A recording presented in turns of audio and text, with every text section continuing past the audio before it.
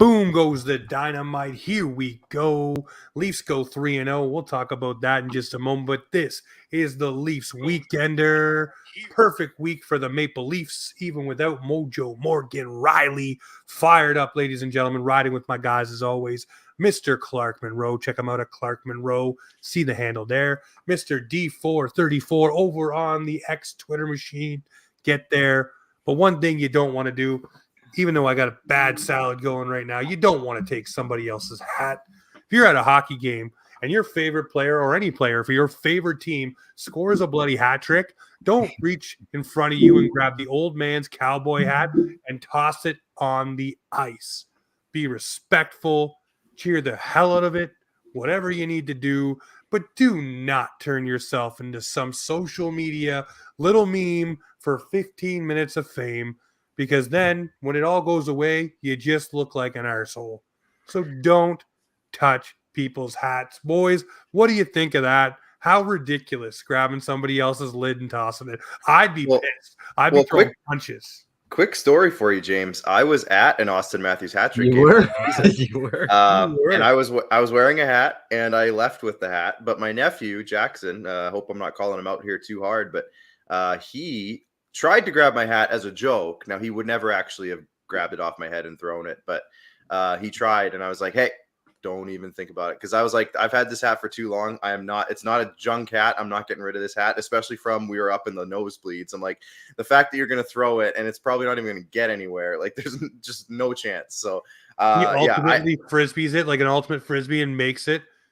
That would have been something else. I mean, it's a pro fit hat, so it probably actually would have traveled pretty well. Like it's a fitted hat, so there's no air pockets in it. It would have floated pretty nicely, but at the same time, I was like, there's no way you're throwing this hat. I'm too much of a hat guy to throw this hat. Actually, here's a fun story. Like, here's a fun question for everybody.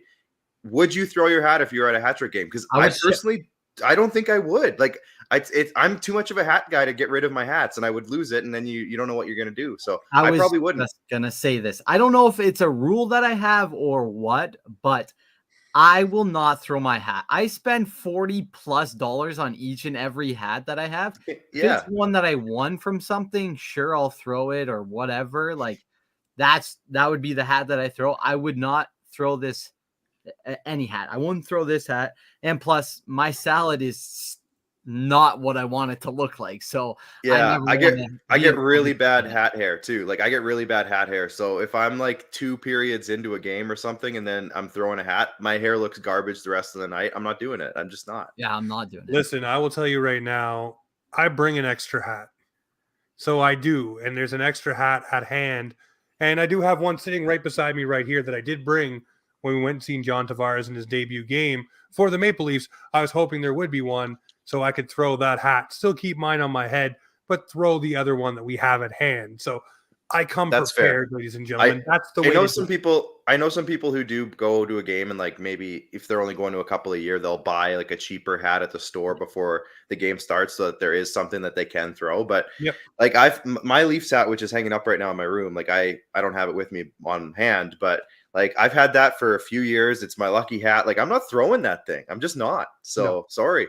I get it. And hey, that guy who had his hat thrown on the ice by this gentleman who grabbed it and threw it, that could have been a hat that's sentimental. It looked old and kind of young. That hat could have been 20 years old, and goddamn, I would be freaking angry. I'm sure that they got the hat back to that gentleman. But the other thing that happened last night was Ty Domi went into enforcer mode last night. Richie over on Twitter, go check it out. You can just search up Richie and Domi and it'll come up. Gentleman who got his book signed by Ty Domi thought he'd make a funny tweet. Hey, this guy steals your seat. What do? It's the screen grab from the game when they showed Ty Domi. Ty Domi didn't realize this and went into action, calling the guy a clown and basically saying, you're full of shit. I'm not sitting in your seat. Something's in your $30 beer. Later on, Ty Domi realized that he was, not serious. And this was not a serious thing, and joked around with him. Actually remembered the guy from the book signing in Barrie. But it's funny just how those wires for him still crossed pretty quick. He was ready to mix it up, and he really went in on the tweet there, obviously. But still funny to see Ty just hit that. But something that did hit, ladies and gentlemen, All hail.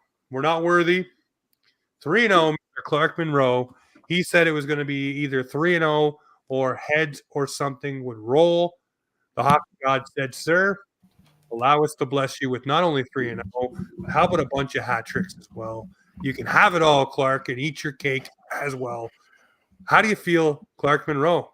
I'm going to let you have the floor here. 3-0 for your Maple Leafs. You took it. You said that's what it was going to be, and the boys delivered for you. What speech did you deliver? What did you tell the guys starting this week off? Obviously, they listened to Offside because they got the job done. Well, they listened to Offside because Bobby McMann got 5 goals. And I was calling out Bobby McMann. You never know. You never know, really. But, here's the thing is that I didn't say they're going to go 3-0 because I think they are good enough to win these games. They were clearly good enough to win those games. They were inferior opponents. They should have won all those games. Philadelphia, obviously, put up a good fight. And James, you nailed that one. Speaking of nailing stuff, you nailed that one. That was fun. That was cool. However, they needed to win all 3 of those games. And the reason I said they were going to win all 3 of those games was less because they were going to win and more because if they didn't win those games, people's jobs were going to be on the line. And I personally felt that bubbling up over the last little while is that these inferior opponents, these games, especially after that Ottawa game not that long ago, like games like that cannot be losses. Those have to be wins. And this is the time of the season where every 2 points matters. Even a point in overtime matters at this point. And they've consistently this year, you look at Chicago, you look at Ottawa, you look at some other teams, they've lost to these teams. And so this is a stretch of games they needed to win because they have St. Louis coming up, they have Arizona coming up, but then it's Vegas, Colorado, Vegas. We talked about this last episode, among other teams coming up down the stretch that are tough. And these are must-win games, in my opinion, and they've shown very, very well, I think, in all 3 of the ones this week. And that just makes me feel pretty good going into this next week, which is going to be a lot tougher. Dilly, what do you think the week that was for the Maple Leafs? I mean, it was like Clark said, they were games that they should have won, and I agree with him with the fact that like if they didn't win them, some jobs might have been in jeopardy. Solid games. Certain players showed up when it meant the most. We got some depth scoring and overall great performance while Mo was out of the lineup. Definitely was a great performance. A lot of guys stepping up, and we'll talk about some of those guys coming up down here on the old sandwich board. But for me this week, the things that mattered the most, the things that I watched for this team, the face-off dot. They led each and every game this week. They did not allow the opponent to beat them on the face-off dot. Over 50% in every single game. They were perfect pretty much when it came to the power play. They allowed 2 power play goals all week. That was it on 8 chances. So not so shabby there, especially for a team that's been kind of weak on the penalty kill this season. We'll call it what it is. The thing that does concern me, boys, this week, I know the wins are great. We love that, but we got to look at things that are problematic, especially, Clark, to touch on your point, with teams that are going to be good, they will make you pay on this stat. The Leafs had more giveaways against these teams than they did for the takeaway side of it. You look at it, the giveaways, 8 against the St. Louis Blues.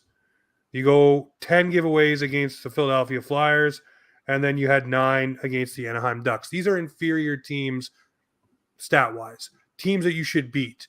Now, if you have those giveaways against teams like Vegas and Colorado, they make you pay. We watched what Colorado did to the Leafs when the Leafs had a nice, juicy lead. The giveaways and careless plays, Colorado said, thank you very much, gobbled those up and turned it into a lead themselves. So that is one thing I want to see them tighten up. And I know, folks, that we're dealing with a battered blue line right now and a forward group that is sick and not 100%. And I know we are winning. So, yes, I'm nitpicking a small stat.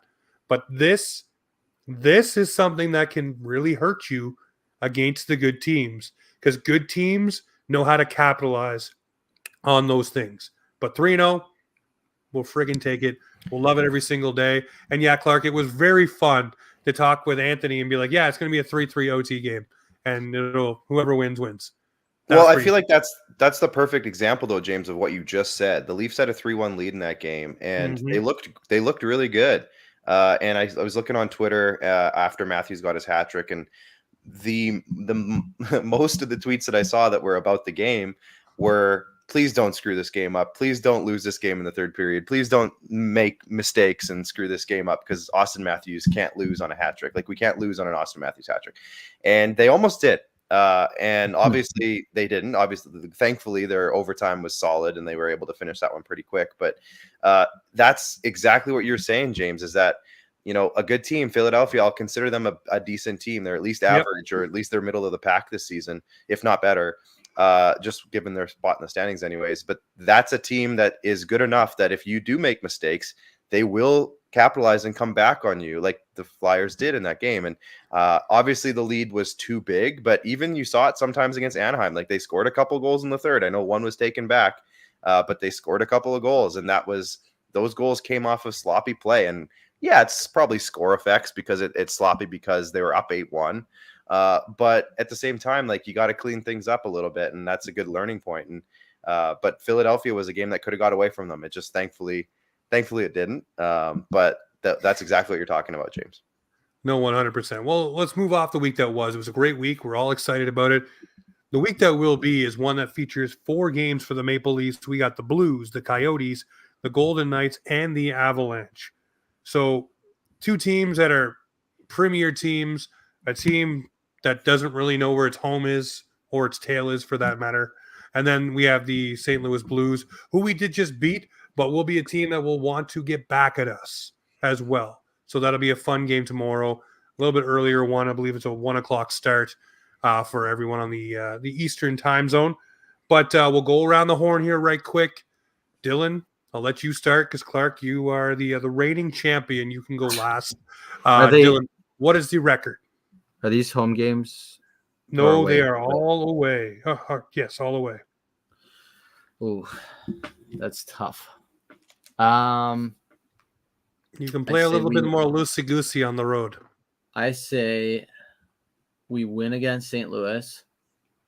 We're friggin' notorious for losing against the Coyotes. So I'll say we lose against them in overtime. And then you said Vegas, then Colorado? Vegas, then the old Colorado Avalanche, led by Cole Harbour's own Nathan McKinnon. I'm going to say we... Oh, this is so tough. I'm going to say we win against Vegas and lose against Colorado. So what's your record for the week? So 2-1-1. All right. I will go 4-0. I think I'm going to take the Clarkie approach this week. And the reason why I say that, I think the St. Louis Blues game is going to set the table for the week. Guys will be getting healthier. You will get a Morgan Riley back. We also will find out about that tomorrow morning if he can play in tomorrow's game. Very nice little tidbit of information. But I do think that we flipped the script. We beat the Coyotes. I think that is something that's going to happen. I think that we love to raise our game against better competition. So I think we will take it to the Golden Knights. And I do think the Colorado Avalanche, that's a spur in the Leafs side. You were up in that game against them earlier this season. You want to get that one back. So every game has something where the Leafs want to get something back over the other team. So I'm thinking 4-0, and I think we're going to see a couple more Hatties in there. I think we got our Carter Verhaeghe boys. Mr. McMann. I see that little post there by Dilly. Yeah, so Clark, I took your 4-0. What are you rolling with, bud? The James Roberts special, 4-0. That's your call. I'm going to go 1-1-1-1.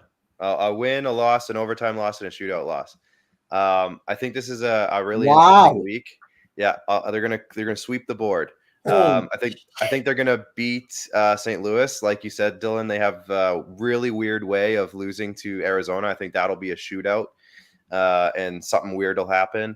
I think they're gonna straight up lose to Vegas, and I think they're gonna take Colorado to overtime in like a comeback effort, but it won't be. It won't be a pretty one. It'll be a sloppy one. It'll be like 5-5 and going in overtime or something like that. The reason I say that is, again, this is a tough week. It's a very tough trip. If you think about it, you're going from St. Louis, which is the southeast, sort of south central, to Arizona, which is the southwest, then all the way to, well, Vegas isn't that far, and then Colorado. So like you're doing a big loop. It's going to be a big week, tough opponents in their own barns, not necessarily the hardest ones early in the week, but you get later in that week, it's going to be a dogfight for these guys. Now, what I will say is that you will get Morgan Riley back, hopefully at some point during this trip. Well, you will at some point. But you're also going to get a Mark Giordano that I really feel like is going to be at another level because of what this whole thing with his dad went. Yeah. He's gone through. I think you're going to see not a re-energized Mark Giordano, but you're going to see a very determined Mark Giordano. And I think that's going to be a big piece of him coming back. He'll have had a couple of days off here. So it might take him a minute to get back into things. It's probably won't. He's a vet. He knows what he's doing. But I think he's going to be a very determined player going forward, which will be good. But at the same time, I think that there are some flaws to this team that, like James kind of just mentioned it with the giveaways and some of the sloppiness, that Vegas and Colorado just might be too much right now. But it might also, and this is what I kind of said last week with my 3-0 prediction, it might also push the management to make a move a little bit sooner than later. So I'm going to say my official answer, long story short, 1-1-1-1. So next week, it won't be all hail Clark. It'll be damn it, Clark, if you get it right. So that would be something. If I get this right, that's going to be something. For sure. All right. Yeah, go ahead. No, you go ahead, buddy. I was going to touch on the Gio thing. I think that you'll see probably a similar game to what Martin St. Louis had when his mother passed away. Yeah, I can see that. I can definitely see that. Well, thoughts are with Gio and his family. It's a tough one right now. Absolutely. Never easy, especially when it's unexpected. It's even worse. So thoughts are with Gio. Can't wait for him to get back and around the boys and lift his spirits a little bit. But that is the week that will be for the Maple Leafs. The GBU, let's snap this one around quickly. The good for the Maple Leafs this week, they were able to win without Morgan Riley. Yeah. They were able to elevate guys' minutes, and they did not look too out of place. Not like Cam Jansen said earlier today. By the way, go check that one out. Good little tidbit show. Once you start rolling with these guys a little deeper and a little longer, the warts will start to show for some of these guys. But right now, for me, the good is winning without Mo. Clark, what's your good? I feel like Dylan might go one way, so I'm going to go another way with this one. My good is Ryan Reeves, and the reason I say that is because this is the Ryan Reeves that we all wanted at the beginning of the season. In those first couple of games, we all thought, okay, this is a big piece for us to get. We haven't had a guy like this in a while. He went away for a really long time, and now he's back. And he got to play a ton against the Ducks because they didn't want to put Matthews or Nylander or Marner on the ice for obvious reasons. There was some shenaniganery going on. I don't know if you guys noticed. But Ryan Reeves went out there and he was, I think you said it with Cam Jansen, James, in your episode with Cam.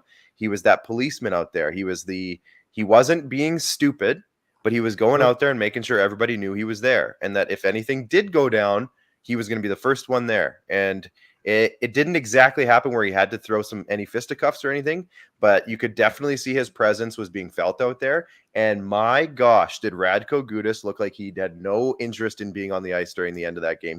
He looked every time he was out there, he was looking around, he was making sure he knew who was out on the ice. He was thrown off, and that's Radko Gudas we're talking about, let alone everybody else on the Ducks. I mean, it was a bad enough game goal-wise where they were just embarrassed, I'm sure. But you could tell, I feel like you could tell that the physical imposition of Ryan Reeves, but not only him, Simone Benoit was laying hits all night. Jake McCabe was looking great all night. And a bunch of the other role guys were out there. Domi got in a fight, obviously, with Radko Gudas, and he was kind of throwing his self around a little bit as well. So I feel like the physical nature of this team showed themselves against the Ducks. And I think that all stemmed, and this is what we all hoped it would, stemmed from Ryan Reeves kind of just going out there and being like, I could fight any of you right now, but none of you want to fight me. And that's his job. And that's where, in a game like that, he's very important. So I'm going to go just for this week. The good was Ryan Reeves. I have a few in my head for thoughts, but I'm going to go with Bert finally getting the monkey off his back. Oh, okay. That's a good one. I like that. James talked about it last episode with Ducks and Pucks.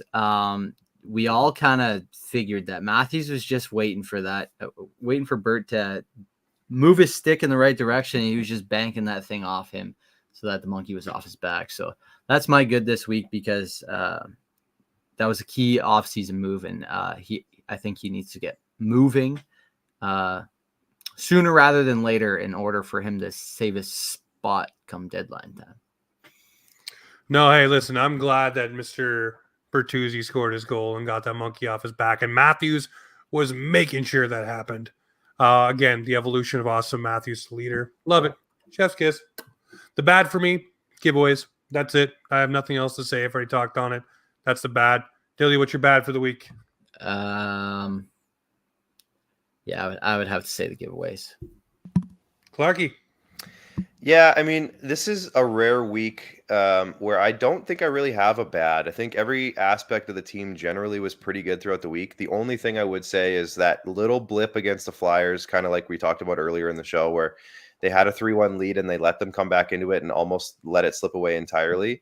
So I think that's it. Just kind of the foot on the gas pedal, the foot on the throat kind of mentality. Slipped a little bit there, but at the same time, it was a really good week, so I don't have a whole lot of bad to say, really. The other thing is the ugly. And again, I don't have an ugly this week. I think everything that could fall into place fell into place nicely. Yep. So I have no ugly. Do you guys have an ugly? Not one to my mind. Not overly. I'm going to be honest, not really. The only thing I could say is just the injuries to the defensemen. William Legason got hurt. Morgan Riley's obviously out already. And you saw some other guys get banged up pretty good. So like the fact that we might see I see him later in the menu board there, so maybe I won't go into it too much. But I'm just going to say the ugly is just the injuries to the defensemen and the defenseman situation right now. But we got 3 wins with it. So at the same time, maybe it wasn't so ugly.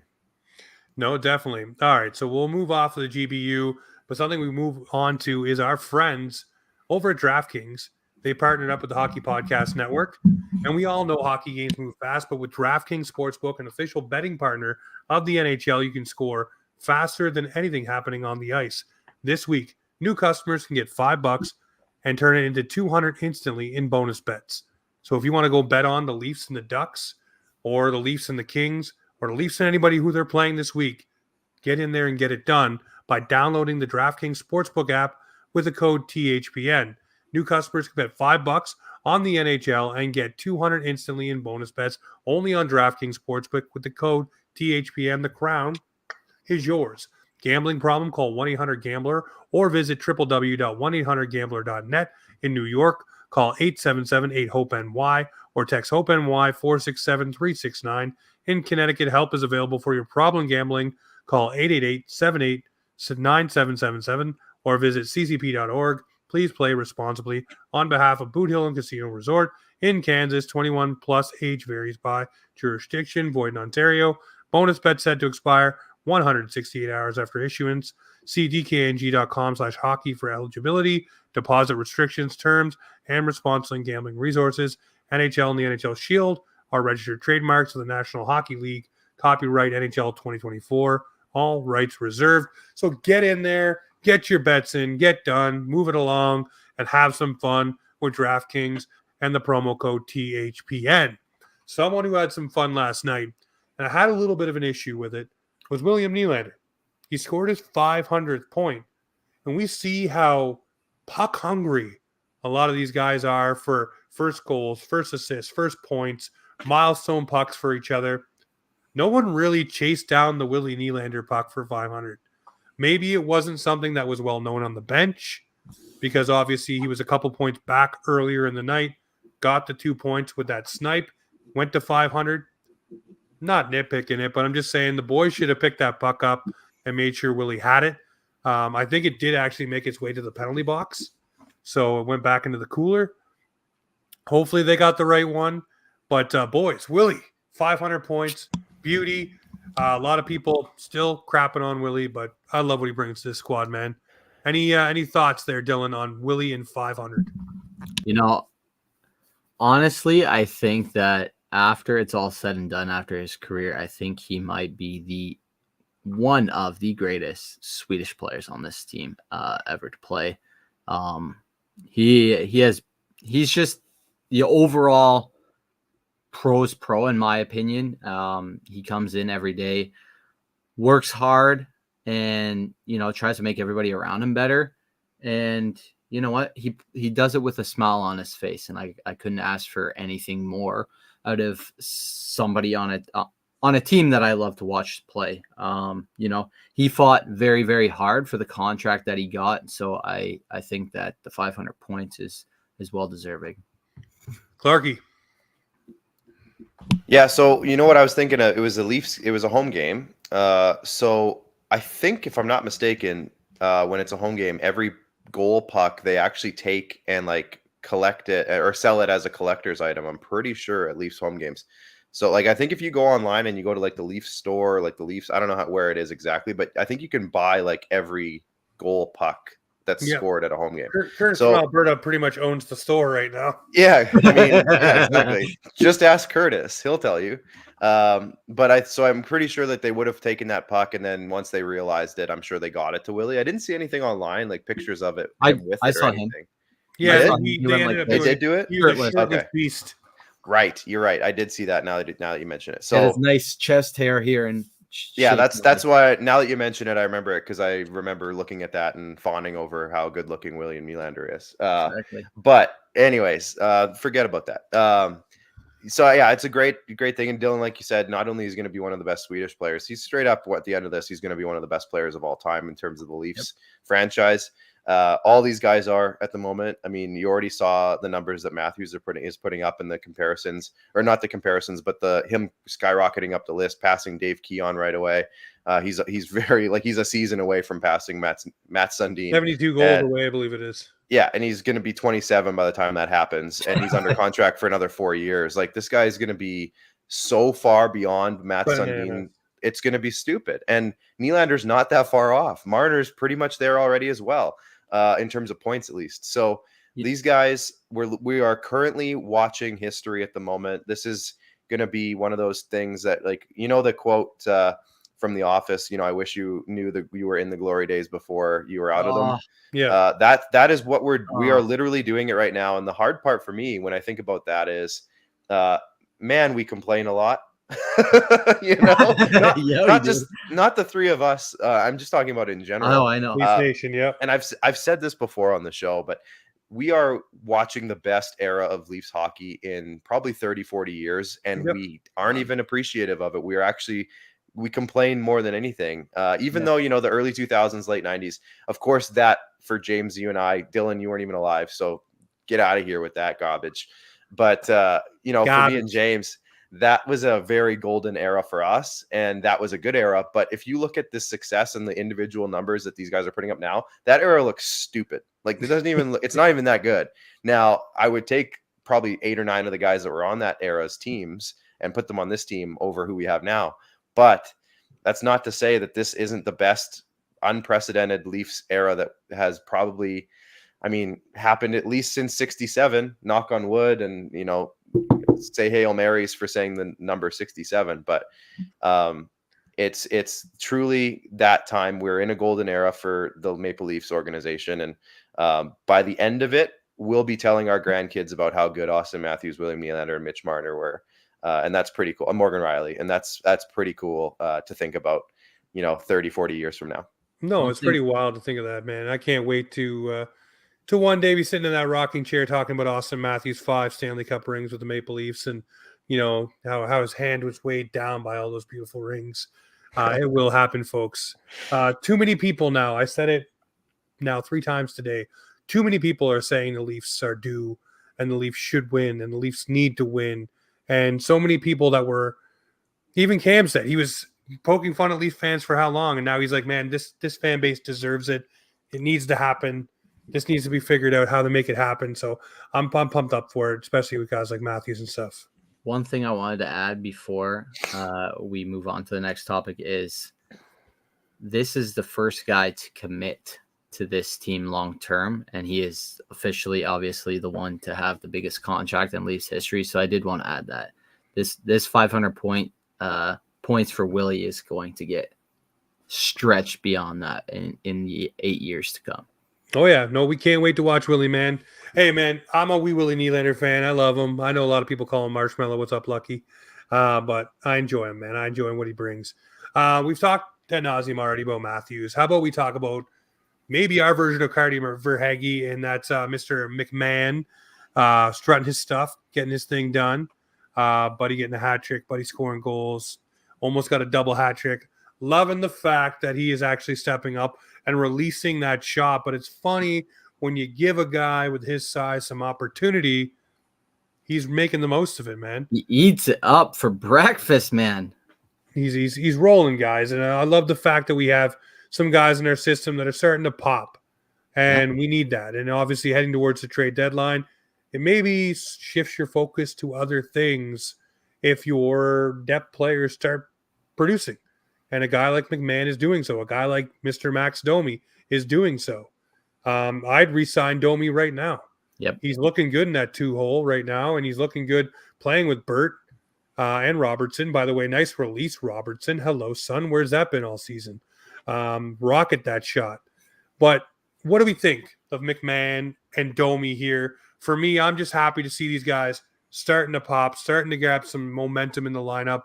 And really, it couldn't come at a better time when the team is sick and kind of battling what looks to be a lot of dinged up bodies. And if you can let Tavares rest a couple games, or let, maybe Matthews or Marner or whoever else is banged up sit, and a McMann can ride, for more minutes, or a Domi can elevate his game.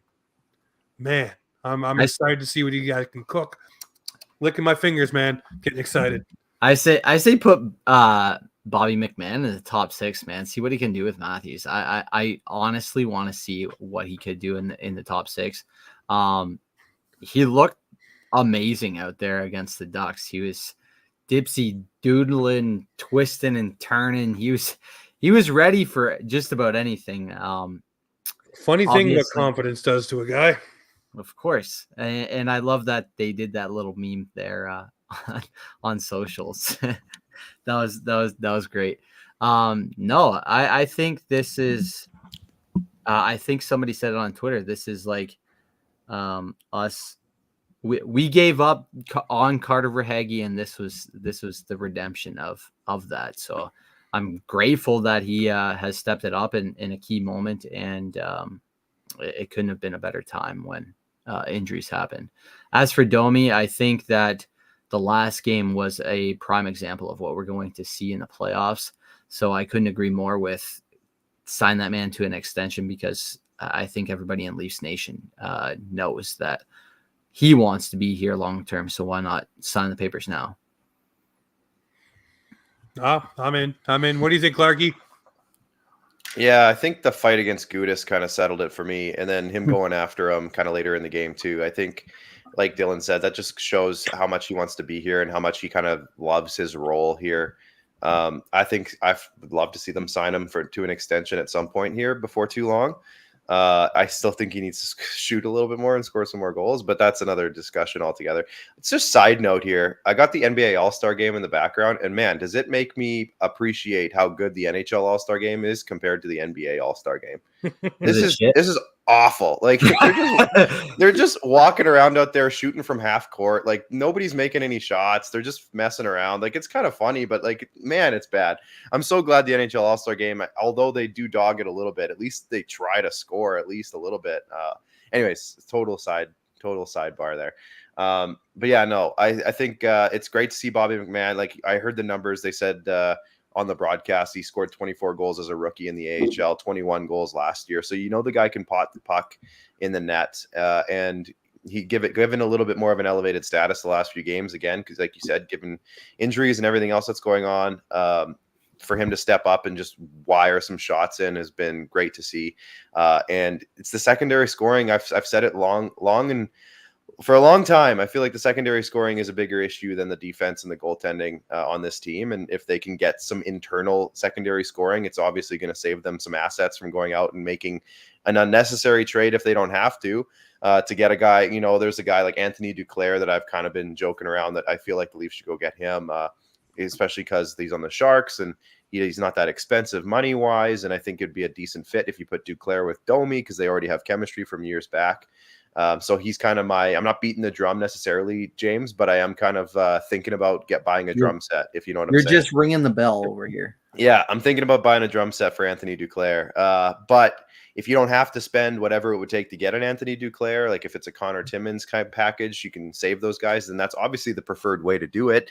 I mean, they have the guys on board that they thought at the beginning of the year could have secondary scoring ability. So if they don't have to, that'd be great. Calle Yarncroke will be back, within the next week or two.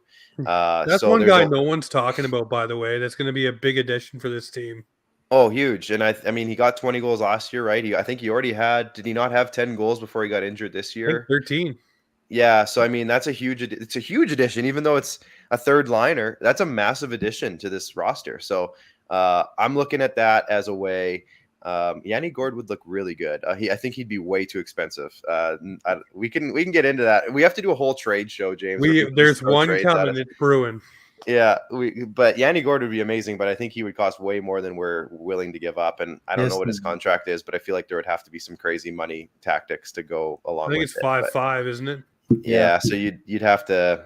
Yeah, let's save that for the trade show. We'll bring it to a trade show. We'll bring some names to the board. But the other thing is the Maple Leafs obviously need bodies right now. Just looking at our buddy Sam McKee's tweet, if there's any trades the Leafs want to polish off, they might want to get them done quickly. As the Leafs need bodies, they do call up. I'm just going to say Wi-Fi.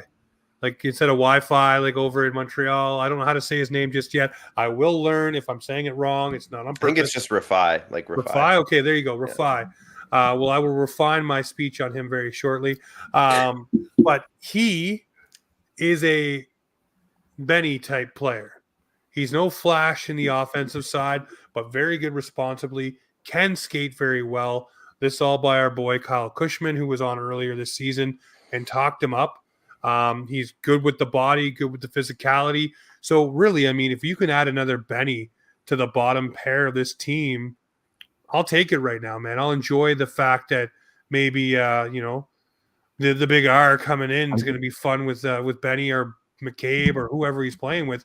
But if he can stabilize, skate well, again, maybe you get to see something where the guy that you weren't really ready to bring up to the NHL level, but maybe if he gets here, maybe it's like Benoit when he got here, starts to play that game, blocks the shots, throws the hits, shows the skating, and then you look at it and say, man, maybe this is a piece that we can just work into our lineup and not have to go chasing another depth defenseman, and you focus on just what you need.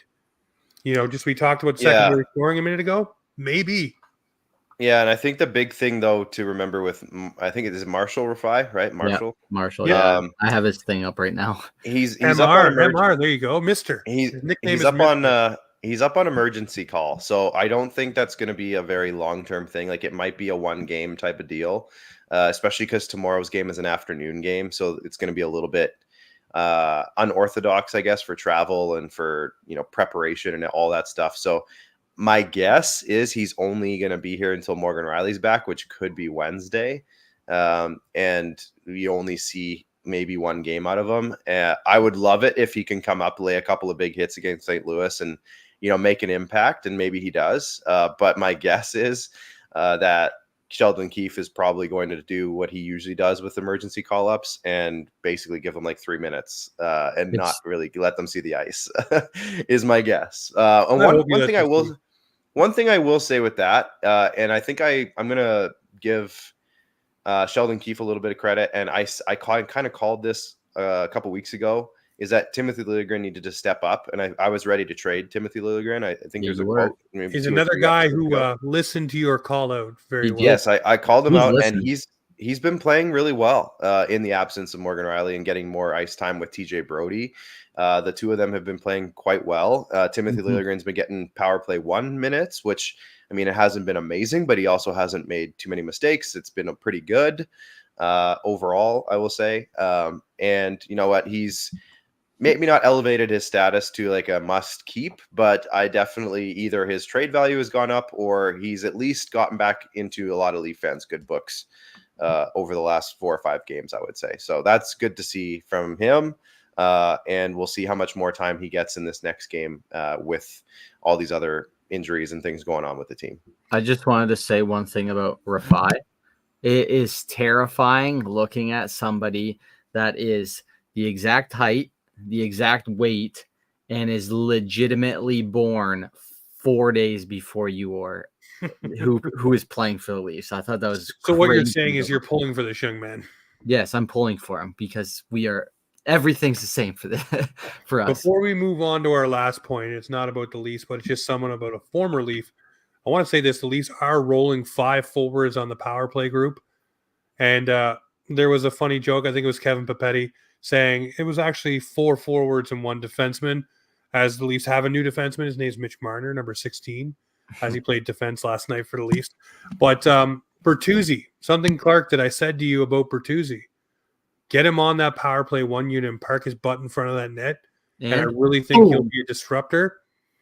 They're going to go with that. That's going to happen.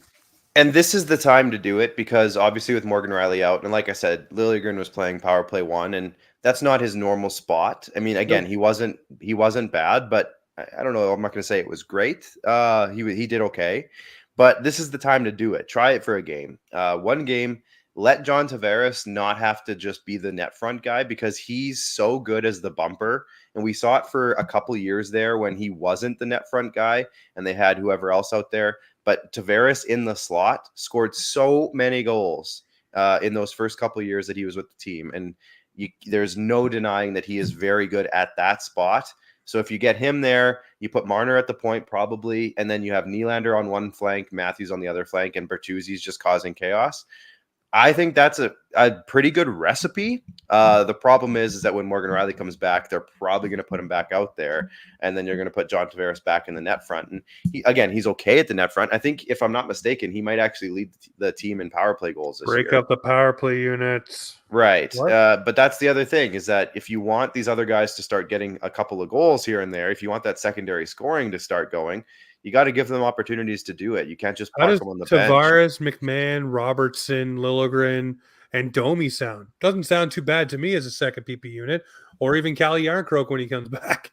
But yeah, and you always have the option. You always have the option to go back to your monster unit if you need to.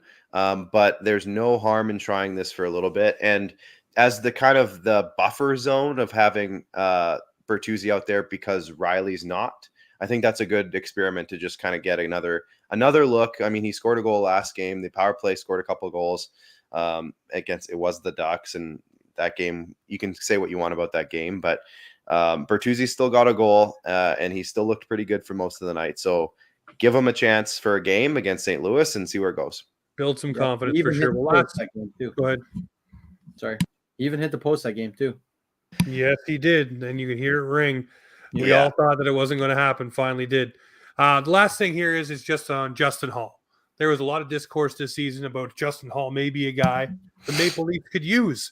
I think it was even brought up on this show. He is now the 7th defenseman for the Detroit Red Wings at $3.4 million a season. Ladies and gentlemen, we got rid of the 5-minute muffin for a reason. He had his show up in Detroit to start it off. Looked pretty good. But now he is what we all thought he is. No knock on Justin Holl. I can't make the NHL. I can't play in the league. But we all know where he should be slotted. And I think Detroit overpaid. And I think they're going to regret that going forward. So Leaf fans, let me tell you, we dodged a bullet. But ladies and gentlemen, for my 2 friends who ride. Oh, hold on. Oh. Give me a second on Justin Holl. He's my guy. You can't just not let him off. Justin Holl, I defended that guy for like 3 years. You can't just do that and then end the show, James. We're ending it. I don't know if you saw my tweet. Got a minute. I don't know if you saw my tweet to Kevin Papetti, but I said, "Oh, it sounds like they'd retain half and give him up for a 5th rounder." I think you'd look great as the Leafs' second pair right defenseman this year. I think just get him back on the team. Oh, you can end the show at any time. I'm just going to keep talking. Get him back on the team. He'd fit in and great. Folks. They need some penalty kill help. He'd be cheap. You get him retained. It'd be great. Benny and the Leafs, baby. Benny and the Leafs. Imagine Ben Wan, Holl in the 3rd pair. I love it. Get him back. Get out of here. The old 2-3. I'm muting my own mic. I'm cutting myself off. We're gonna. All right, ladies and gentlemen. Hey, we appreciate you hanging out with us on Offside Hockey Talk. Make sure you check out all the channels. Make sure you follow my guy, Clark Munroe. Make sure you follow Dylan Fournier. But ladies and gentlemen, until the midweek show, this is Offside Hockey Talk, where the Maple Leafs and hockey, we come to talk.